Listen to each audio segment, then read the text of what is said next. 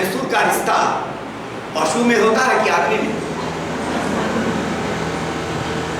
और बालिश सुग्रीव अगर भालू होते तो उन पर पशु, ये आदमी का संविधान भाव भैंसुर का लागू होता क्या? नहीं। ये सिद्ध करता है कि वो पशु नहीं थे।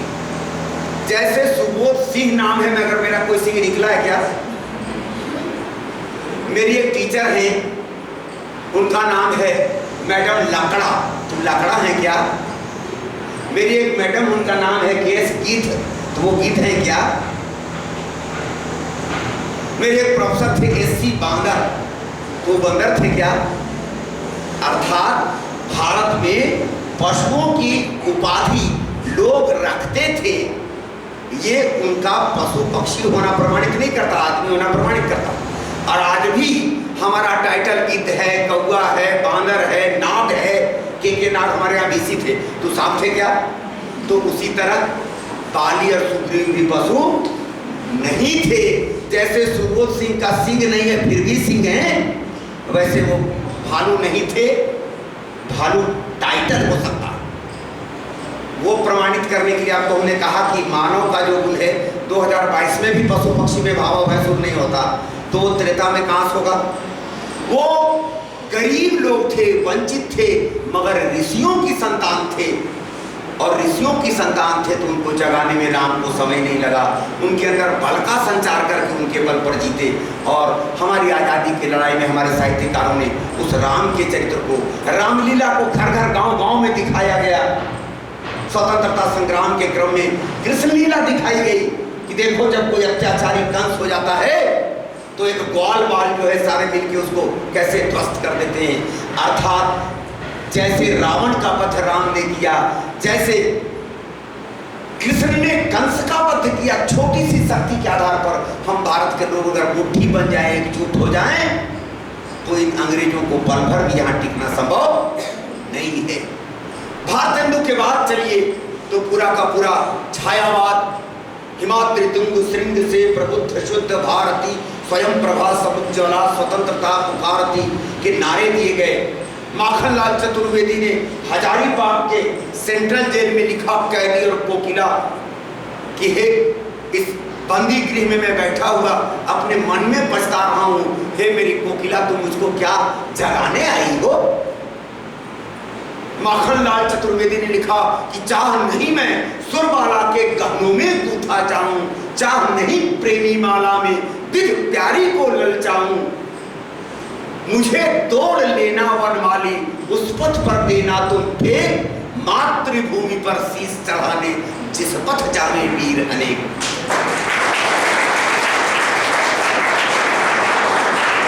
ये अपने आजादी का जो अमृत महोत्सव मना रहे हैं, इस अमृत महोत्सव को मनाने लायक बनाने के लिए हमें देश की आजादी के लिए उठ खड़ा करने के लिए अपने देश पर शहीद होने वाले बलिदानियों पर समर्पित ये पंक्तियां साबित करती हैं कि अगर हिंदी साहित्य जागा नहीं होता तो ये आजादी हमारे हाथ में नहीं होती और नहीं होती। ये 47 बाद में आता है। भाषा के स्तर पर स्वयं महात्मा गांधी ने कहा कि जब तक अपने राष्ट्र की भाषा एक नहीं होगी तब तक हम देश को आजाद नहीं करा सकते। स्वयं महात्मा गांधी ने, जो बंगाल के थे सुभाष चंद्र बोस ने, लाला लाजपत राय ने, बाल गंगाधर तिलक ने, सारे स्वतंत्रता सेनानियों ने अपने आजादी की लड़ाई की भाषा किसको बनाई? हिंदी को। नतीजा जब हिंदी पूरे राष्ट्र के स्वर का प्रतिनिधित्व करने लगी तो अंग्रेजों को इस देश में 47 के पहले छोड़कर भागने की स्थिति पैदा करने का सारा श्रेय किसको जाता है? भाषा के रूप में हिंदी। विश्व की किसी भी भाषा ने इतने बड़े युद्ध को नहीं जीता है जितने बड़े युद्ध को आपके देश की अपनी भाषा, राष्ट्रभाषा हिंदी ने जीता है। 90 वर्षों के इस संग्राम में कश्मीर से कन्याकुमारी तक एकजुट करने में पत्रकारिता के माध्यम से, कविता के माध्यम से, कहानी के माध्यम से, समाचार पत्रों के माध्यम से, दूरदर्शन के माध्यम से, आकाशवाणी के माध्यम से, लोगों के भाषण के माध्यम से, गीत के माध्यम से, गजल के माध्यम से, शायरी के माध्यम से जन जन को जगाने का काम जिस भाषा के माध्यम से किया गया वह भाषा कौन है? हिंदी। एक कवि ने लिखा है कि अरे बैरियों, दिल की गांठें तो खोलो, औरों से पूछो और दिल को टटोलो, बिना राष्ट्रभाषा के भारत रहेगा? गूंगा वतन देख जग क्या है। क्योंकि राष्ट्र की आवाज राष्ट्र की भाषा में। कल मातृभाषा दिवस था। मैं एक सर्वे पढ़ रहा था कि पूरे विश्व में सबसे अधिक लोगों की मातृभाषा अगर कोई भाषा है तो वह हिंदी। अब आप पूछेंगे सर हम तो तीसरा जानते थे। 1 नंबर पर अंग्रेजी, 2 नंबर पर मंदारण और 3 नंबर पर हिंदी, है ना? मगर नहीं, मातृभाषा के रूप में पूरे यूरोप की आबादी कितनी है? आप लोग अपने गूगल बाबा से पूछिए, गूगल बाबा से। 75 करोड़। अभी 100 करोड़ के अंदर है। पूरे यूरोप की जनसंख्या 75 से 100 करोड़ के अंदर, 75 करोड़ मानक है। पूरा यूरोप अगर अंग्रेजी बोलता होगा, जबकि नहीं, स्पेनिश भी वही की भाषा है, फ्रेंच भी वहां की भाषा है, लैटिन भी वही की भाषा है, जर्मन भी वही की भाषा है, रशियन भी वही की भाषा है। यानी आधा, अगर 80 करोड़ में से 40 करोड़ की मातृभाषा हो गई तो अंग्रेजी कितनी की मातृभाषा हो गई? 40 करोड़। और 40 करोड़ यूरोपियनों की भाषा दूसरी मातृभाषा। चाइना, मंदारण वहां की राष्ट्रीय भाषा है, मगर वहां 26 मातृभाषाएं, और 26 मातृभाषाओं के चलते मंदारण 60 से 65 करोड़ लोगों की मातृभाषा। और भारत का जिम्मा मैं आप पर छोड़ देता हूं। 140 करोड़ में दक्षिण भारत की आबादी 35 करोड़ को छोड़ दिया है। तो 140 में 35 करोड़ दक्षिण भारत को हटा दिया जाए तो कितना बचा? 100 करोड़ की मातृभाषा क्या है? मातृभाषा किसको कहते हैं?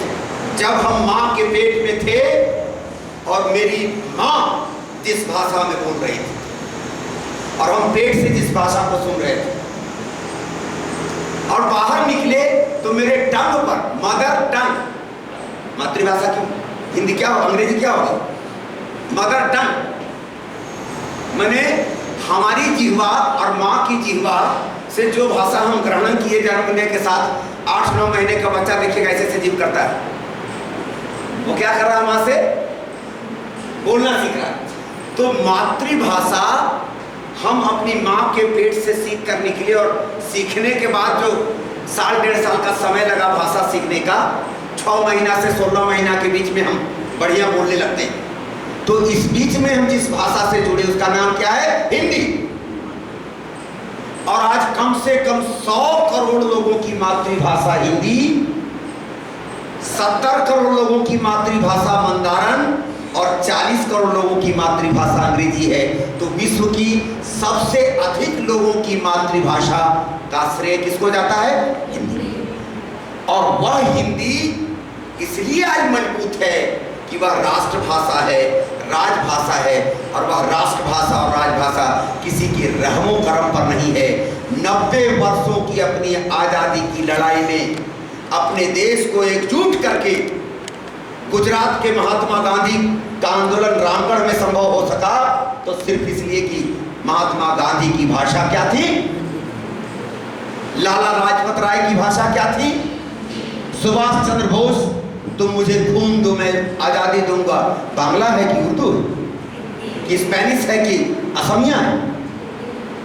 यानी सुभाष चंद्र बोस ने माना कि तुम मुझे खून दो मैं तुम्हें आज़ादी दूंगा का जब नारा पूरा देश सुनेगा तो वो किसमें सुन सकता है?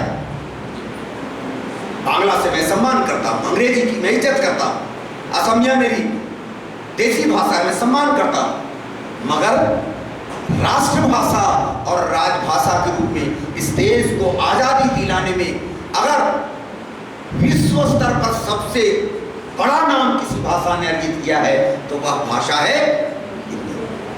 आप गौर कीजिए कि 1947 में हम आज़ाद हुए और 1946 में कोई देश बर्बाद हुआ दुनिया के मानचित्र पर।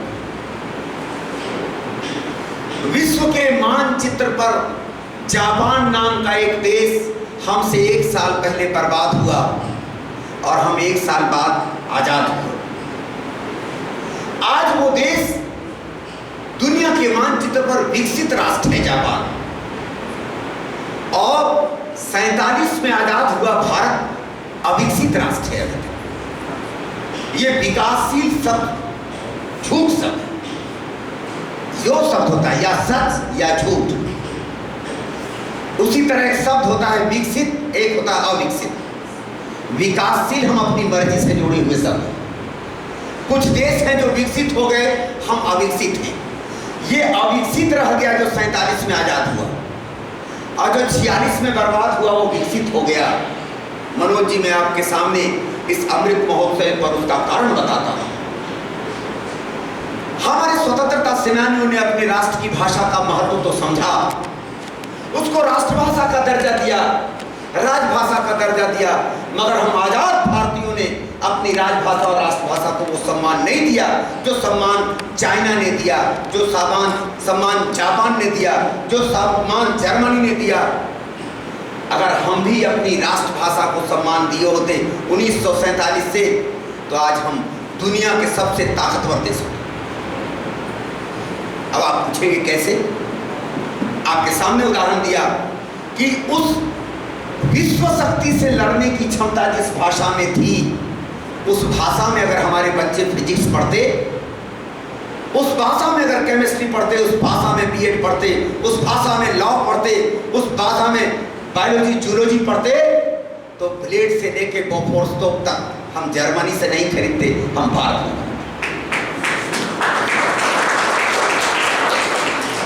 एक विदेशी षड्यंत्र के तहत मानव की अंग्रेजी के पास ज्ञान है, मगर वो एक खिड़की की तरह है। अंग्रेजी से ज्यादा ज्ञान रसिया में है, रसिया से ज्यादा ज्ञान जापान में है, जापान से ज्यादा ज्ञान जर्मनी में है, जर्मनी से ज्यादा ज्ञान इटली में है, इटली से ज्यादा ज्ञान चाइना में है। अगर इन